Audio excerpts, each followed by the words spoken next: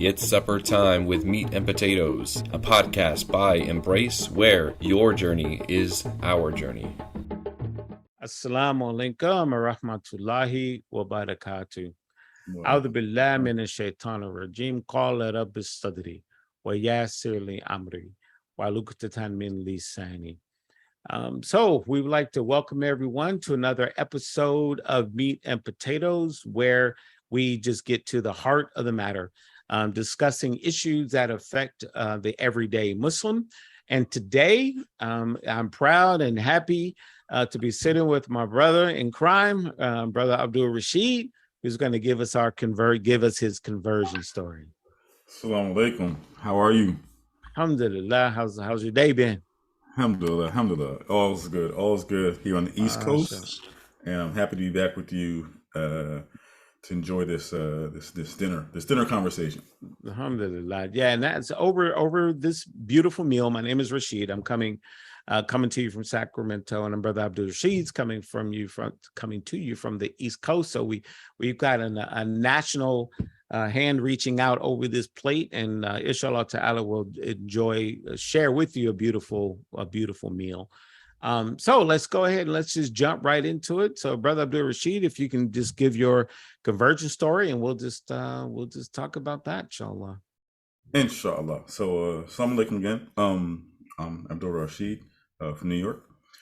So I like to look at my life as a Muslim in two steps. My conversion story, that's that's when I took my Shahada 1995-ish, around that time, I think, if I'm right. And so that was when I converted. That was when I took my Shahada. Like a lot of brothers, I went to college, tried to get woke, read books, did this, did that, read Marcus Garvey, and then I had a roommate who gave me the autobiography of Malcolm X, Life Changer, right? I read the book and I was intrigued. I started reading other stuff by Malcolm, all his speeches and whatnot, and so I knew, I don't want to say I wanted to be like him, but I wanted to be like him, but not necessarily be like him in the sense that I didn't want to be a Muslim at that point, I don't think. But I was very intrigued by the Nation Islam, and Malcolm, and of course, so and around that same time, it's funny because then we're talking about 1994, 95, and Farrakhan was on the Million Man March campaign. So I remember he came to New York, and so we went to the rally, and I was like, man, I'm all in it, right? And of course, I think just before that, the movie came out, Spike Lee's movie about Malcolm X. So I was all over that, right?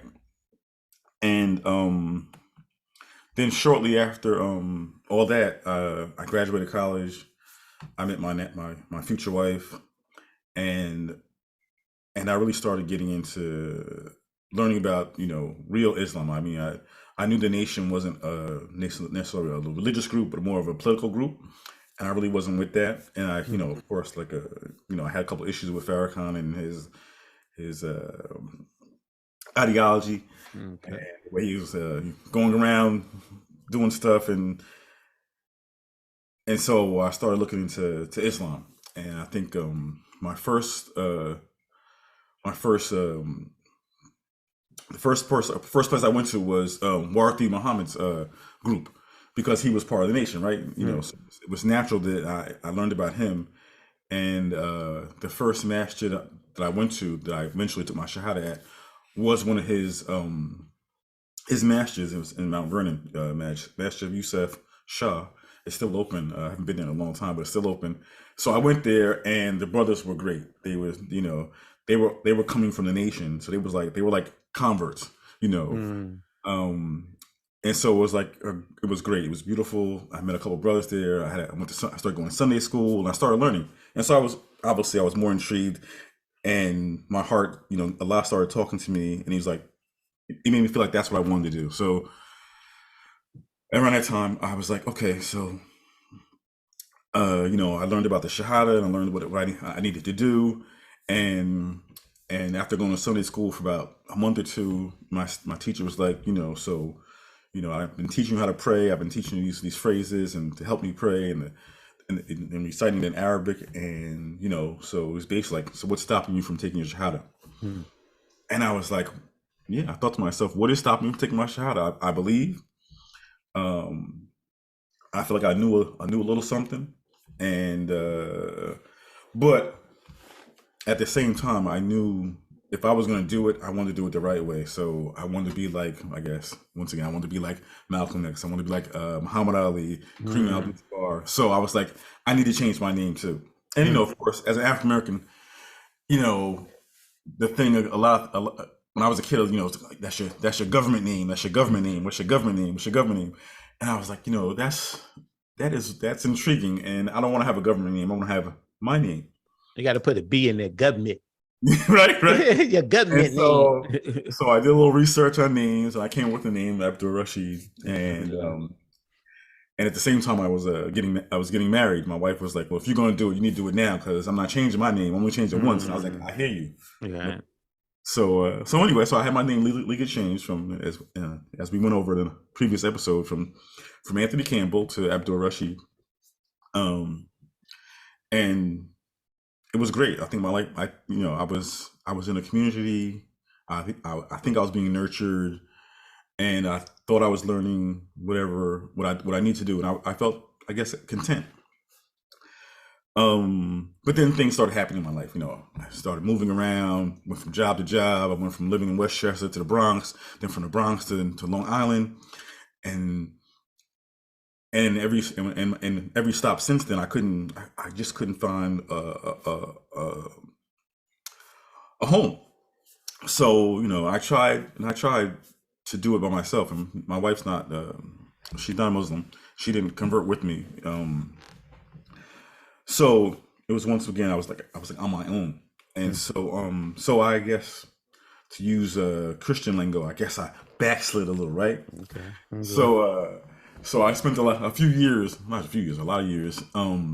never giving up my hope and my belief in Allah subhanahu wa ta'ala or his Prophet Muhammad sallallahu alaihi wasallam, but I just wasn't really practicing, right? Wasn't praying. I probably reverted back to doing some things I shouldn't have been doing, like drinking, hanging out, whatever. So then we fast forward to that's my conversion. That's my conversion story.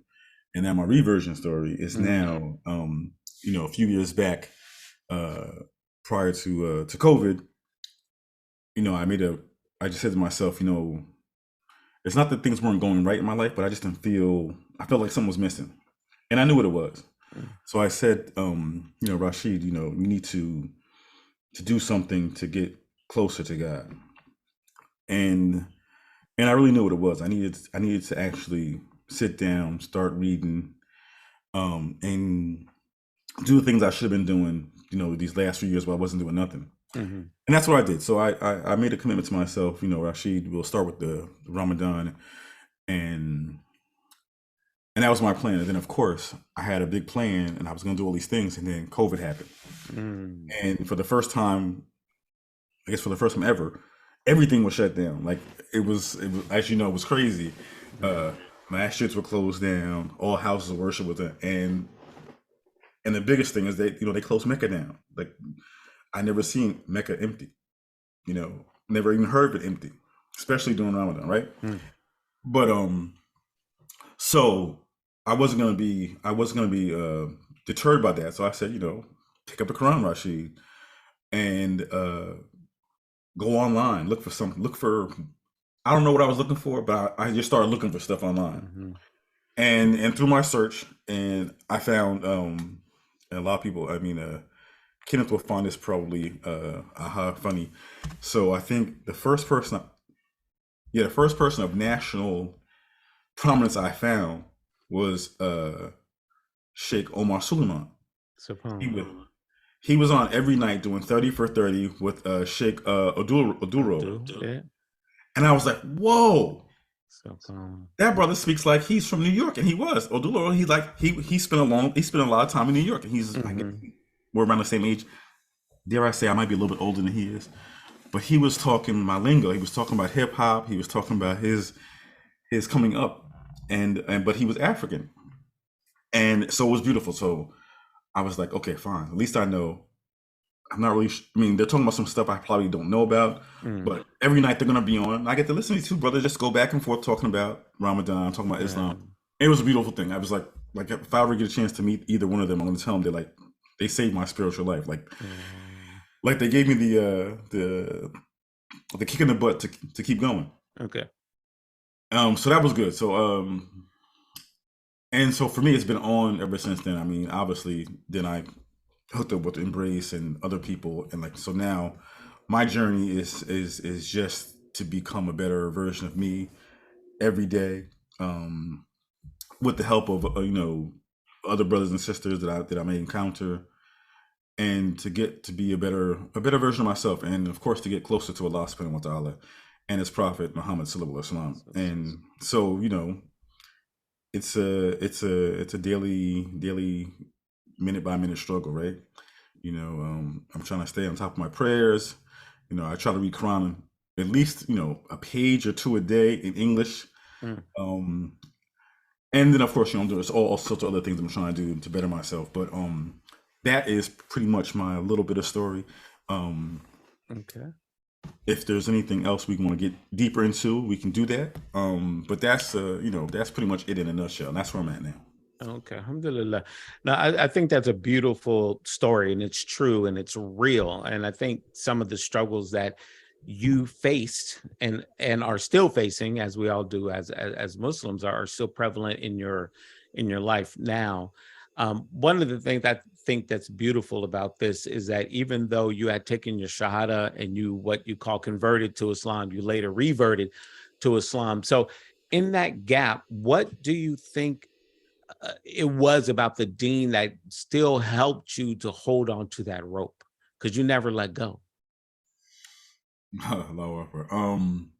I think it was knowing that there only is one God. Subhanallah. And never, I probably forgot to mention. So I grew up as a Christian. My mother was a Pentecostal type Christian. So okay. So and I was telling my son this the other day, and I was like, my generation, your generation, like whether you were Muslim or Christian, whatever, but mostly if you were Christian, we were forced to go to Sunday school. Our parents forced us to go. They didn't make a difference on what we did the night before. And even as a kid, I used to like to go to Sunday school because I thought it was fun. Mm-hmm.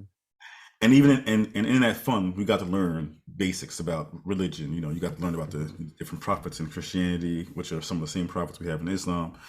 Learn the stories about Noah and the Ark, Moses and parting the sea, and of course the death of Jesus. So you had these like religious foundational moral teachings that helped build you, so you knew right from wrong. Mm-hmm. Or at least you thought you did, right? But it was a foundation. So I never left that. And when I came to Islam, and I gave up the notion that Jesus was God and the Father, the Son. At the end of the day, there's just one God, and I think I've always believed that. And so even when I wasn't practicing Islam, before I got to my conversion or reversion, I never gave up hope in that. I never gave any belief in that. And so I think at the same time, Allah never gave up hope in me, right? And even when I didn't believe in myself, I think He always believed in me. So I never gave that up. And so that kept me grounded and not giving up, and knowing that there is only one God, and He doesn't really ask us to do a lot, but the reward for what a little bit He asks us to do is great, right?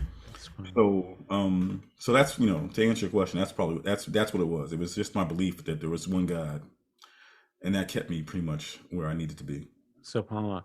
So you went all the way from being involved or being exposed to Christianity, then going to the nation, and then coming over to Orthodox Islam. And it was that third piece that really latched you into the religion. Speak, if you can, a little bit about the nation. I know they've done a lot of beautiful and wonderful things for people out there, but speak to me a little bit about your nation experience for those listeners who may not even know anything about them. So my nation experience was, I mean, I was never really in the nation, but I was like close to the nation. If Okay. that's a thing. So and of course it was through my study of Malcolm and Elijah Muhammad. So like in college, before I converted, I think I had to do a paper on Message to the Black Man in America, Elijah Muhammad's book. Great book. Mm-hmm. Mm-hmm. Um, but I think after reading that book and reading the autobiography, I saw that there was flaws in what he was doing. Maybe not flaws, but it wasn't really about spirituality or about religion. It was more about uplifting the black man, and I think that's beautiful because I think at that time we needed it. I mean, I think we need it now, Right. and I think so. The nation serves a purpose. Maybe not as much as it did then today, but it serves a purpose because I think they had like 100%, rate of curing or cleaning up drug addicts, right? Mm. They built schools, they built businesses, they were self-sufficient, for a time, and I think those are all things to be proud of and to be copied. But today we say as Muslims, but their belief system was wrong. And Okay. I don't want to really get into that, but it wasn't for me because it was more about political, social, economic thing, not a spiritual thing.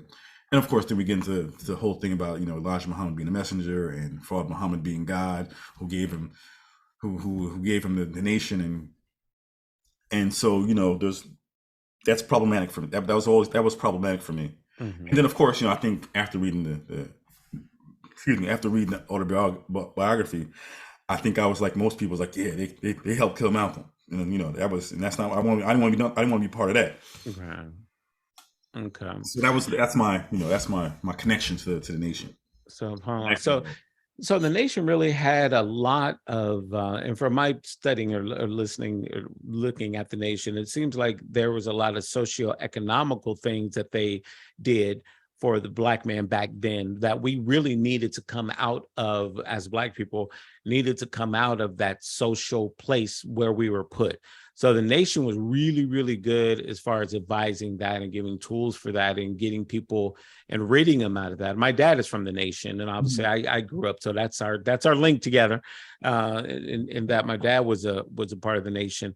But yes, the social side of it was very good, and the brotherhood was very, very good. But the Akida and the teaching of it, the source of it, that oneness, was a little bit lacking there. So it feels like and sounds like it's that part of the deen that really tied you in and connected you in. It was just that oneness. How did you feel when you first converted to Islam and about the prayer? I mean, as far as having that oneness with Allah subhanahu wa ta'ala, that oneness with God. So I think I can speak for, I guess, a lot of converts. Prayer is a struggle. Prayer is a struggle. I don't even know if I'm doing it right now, but I'm a lot better now than I was, back then. But so I think when you first convert, you're willing to do anything. They tell you jump through a wall. You're like, all right, I'm doing it. I want to be like the rest of you brothers. I want to be like everybody else. So when they told me I had to get up in the morning and pray, I did it. Now, was I doing it right? I don't know. I'm thinking back now, but so it didn't seem so hard. But I think it also didn't seem so hard because I really don't think I was doing it right when I first started. Because I didn't have an iPhone to set up an alarm for me. Okay. I was trying to do it on my own. Right. And so I know my first Ramadan. I mean, Allah, make it easy for all of us, all the first time Ramadan observers. I know I was doing that wrong. I know I was doing it wrong. But Allah rewards us for our effort, and I didn't. And the thing is, I don't even know. I hate to say this. I'm not even sure the brothers and sisters at the masjid I was going to at that time, they knew it was wrong. They knew they were. I'm not saying they didn't know it was wrong, but maybe they didn't. I don't know how to explain it, but I don't remember there being like a prayer schedule, and of course, there probably was one. I probably didn't see it, but I don't remember there being a prayer schedule. I just remember, they said, Juma on Fridays at 12 o'clock. Okay. And I was there, and I don't even remember. I hate to say it, but I know prayer was important to them, but I think trying to learn the nuances of the deen, and so and like that, like I said, they were coming out of the nation too, and they came. They were following behind Warthi Muhammad, which was Elijah Muhammad's son, and so he, when he died, when Elijah Muhammad died, he took over the nation, and the nation was on its way to being, more orthodox, more traditional. And then, we can all argue about how whatever happened, but so at one point it was something like there was like two nations. There was, Farrakhan had his nation, and then, Warthi had his, and then he was trying to take his group to traditional Muslim teachings. So I think, and the group I had joined, they were still transitioning, like they were still trying to learn it. And they were beautiful people. I mean, they're still beautiful people. So when I moved, like, so when I moved from my home in New Rochelle, and I started living in the Bronx, and then I started going to this bigger mosque, which is more foreigners. Okay. They were like, it was almost overwhelming, because I mean, I went from a mosque, a community where Arabic was very little. It wasn't hardly spoken. Almost everything was 99.9% English, except for the prayer we did. And then going to a masjid where it's the total opposite. They're speaking Arabic 99.9% of the time, and English 1%. And I'm like, wait, I'm lost, right? Right. And you almost feel shy. And as we were talking about in an episode before, I almost felt shy because I didn't think I knew enough to even ask them to help me out to learn or whatever. So, so that was part of my struggle too. So I think it's about trying to build yourself up, but you need a community. We've talked about this many times, and so I think that was my biggest problem. I didn't have community, and you go back to the nation, and now I their whole thing was different. So it was more about I understand I need to build myself up, pull myself my bootstraps, and do a business and all that kind of stuff. And that was the nation more than get to know God, learn who God is, learn who His prophet is, and grow spiritually from the inside out. I didn't, that was what's missing, I guess. So, well, it also sounds like the nation served as a wonderful bridge, sort of slowly, if you will, transitioned you into Orthodox Islam. And I think a lot of Muslims who come out of the nation or were touched by the nation have that experience where they're sort of taught a little bit about God, but a lot about the social, economical pieces that we talked about. But then it slowly transitioned you into Islam to where you're at a masjid where English is not spoken all the time, to a place where it's immersed in Arabic. And then you ended up learning the prayer. So if you can't speak to me the benefit of being steadfast and just being not giving up and going through that struggle, and what kind of benefits you got from out of that struggle. So like I used to tell my son when I coached him, and now I'm telling my daughter, now I'm coaching her in softball, you learn more from losing than you do from winning, right? And so even when I left New York to come to Long Island, the match that I joined was still mostly immigrant. And so I almost feel like I was having the same problem, but it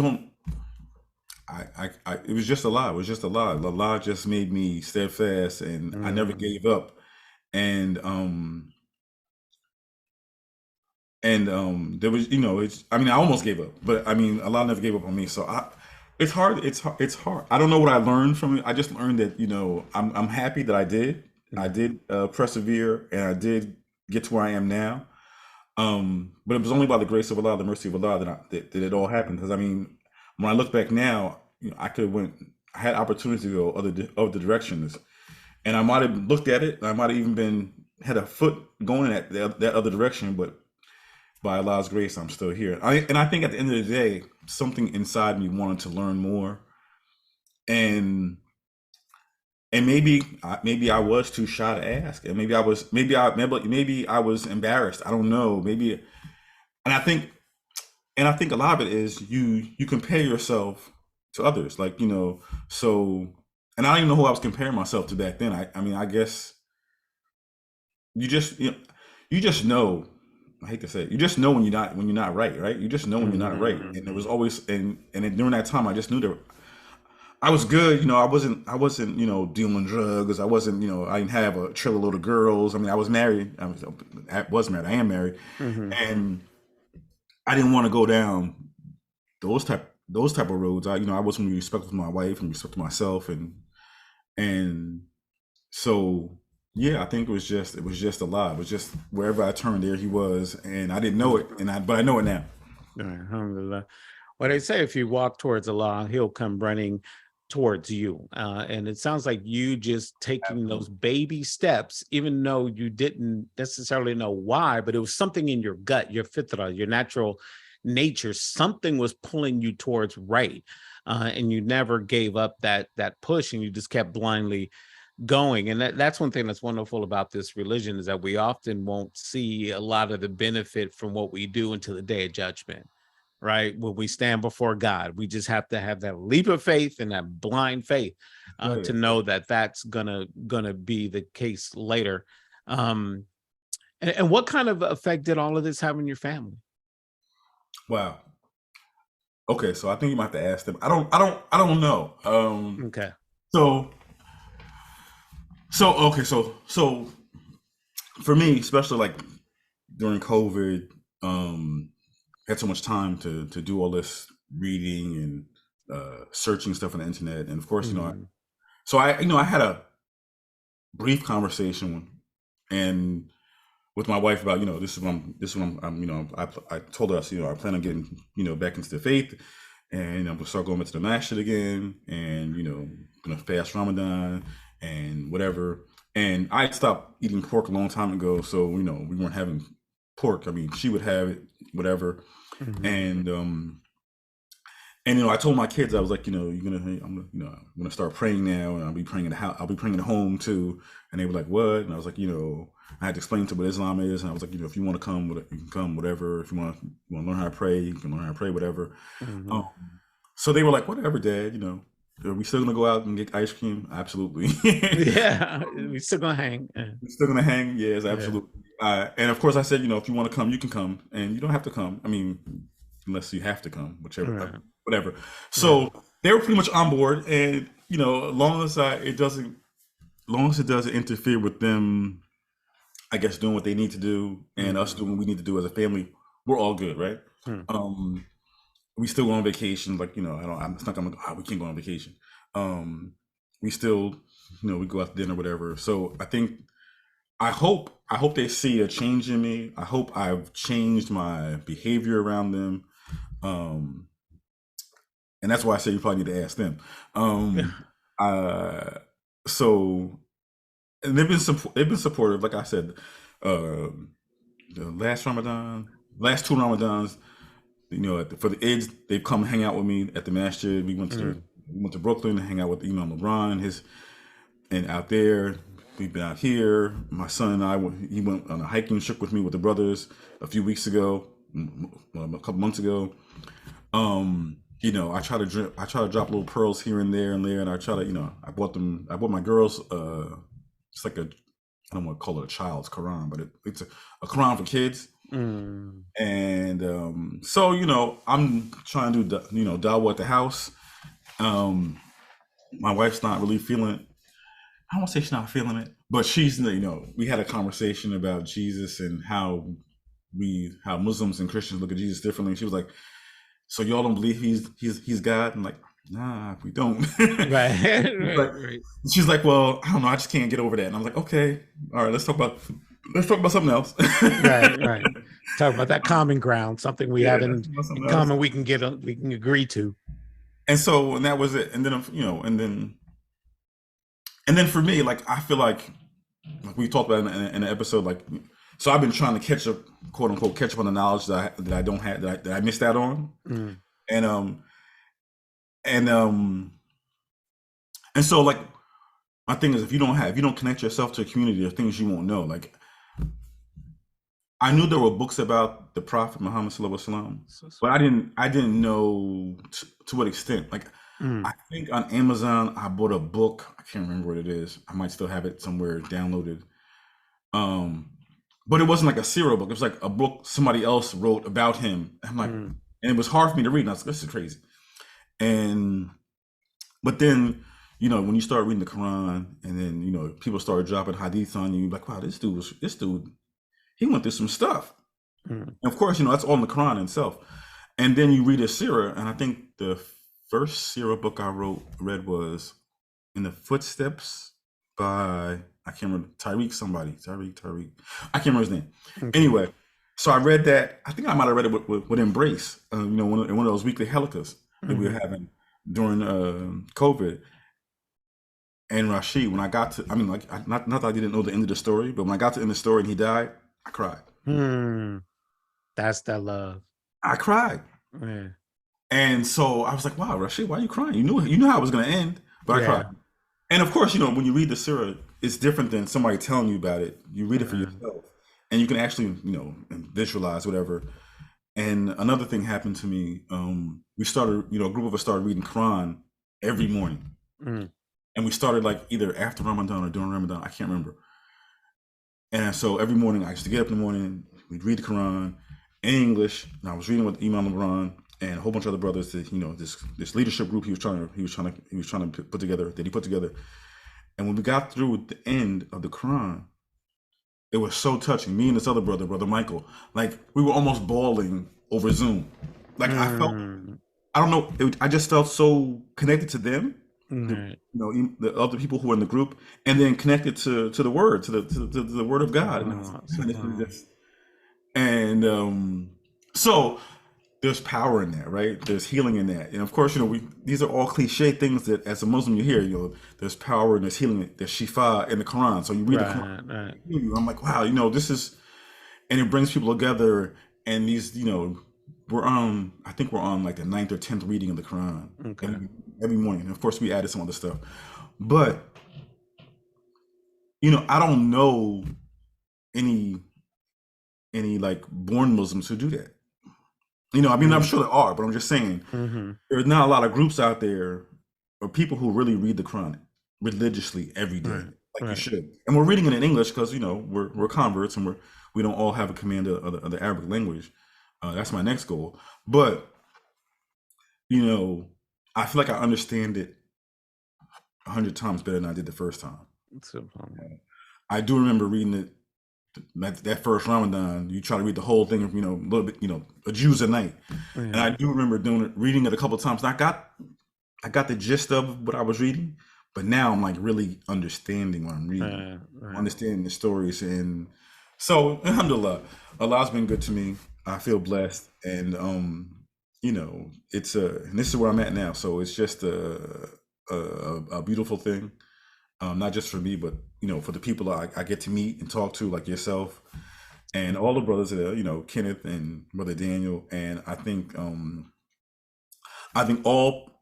every convert has a story, and every convert needs to get his or her story out somewhere, even if you only tell one person. And so being on these podcasts with you brothers is just, I don't know, it's therapy for me. Yeah, and it's therapy for me too, to talk to brothers like yourself and Kenneth and Daniel and Abdul Aleem and my wife and others, because there's beautiful stories in all of this, and in some way we do get to see the benefit of this struggle. Like you said, you read the Quran and you just started bawling, you started crying. And while you're reading, you're probably not even catching that. But then right when you finish, you just lose it. You just start crying. And it's the same thing that sort of comes into play with Ramadan and some other things. And I think that's Allah's way. Allah knows best. And I'm no sheikh, I'm no scholar. But those just feel like little ways Allah is letting us know, look, there's benefit in this. I got you. Don't worry about it. Just stay on that road. You may not get it, but I'm giving you this little bit. But on the day of judgment, that's when everything is going to really, really, really hit home. So I'll keep on talking to you for 3 more hours. But in the interest of time, we'll go ahead and end it here. But I do want to open the door up to see if you have any more advice or jewels that you would like to drop on the new Muslim or even the veteran Muslim for that matter. Yes, that's great. So yeah, I mean the last parting words I have is that everybody's journey is different, but everybody's on a journey. And once you come into Islam, it becomes the journey of your life. The journey of your life. You know, you never stop. You never stop wanting to learn. You never want to stop getting closer to Allah. You never want to stop knowing more and more about the Prophet Muhammad sallallahu alaihi wasallam. And so keep on the path. I mean, the path is laid out for us and myself and you, and we need to just stick to it. And for new Muslims, you know, in this age of Zoom and COVID and all sorts of things to keep us from being physically close to each other, we have ways of staying connected, you know, the internet. And so we need to find groups like Embrace wherever you are, and join those groups and let those groups help nurture you and bring you closer to the people, to the community, to the brotherhood, the sisterhood. And if you do that, I don't think you'd ever go wrong. You know, it's all about community. I mean, the more I read, the more you read about the Sahaba, the first generation of Muslims, they were a community and they stuck together. And there's nothing better than being in the company of other like-minded people. You know, they just said strength in numbers, right? So become one of those numbers and grow your strength, right? So yeah, so it's a journey. It's not a 100-yard dash. It's a journey. It's a journey of a lifetime. And I think the sooner you realize that, the better we'll all be, and the easier Allah hopefully will make it for us. Yeah, that's beautiful advice, because, you know, we know that the lone wolf gets eaten.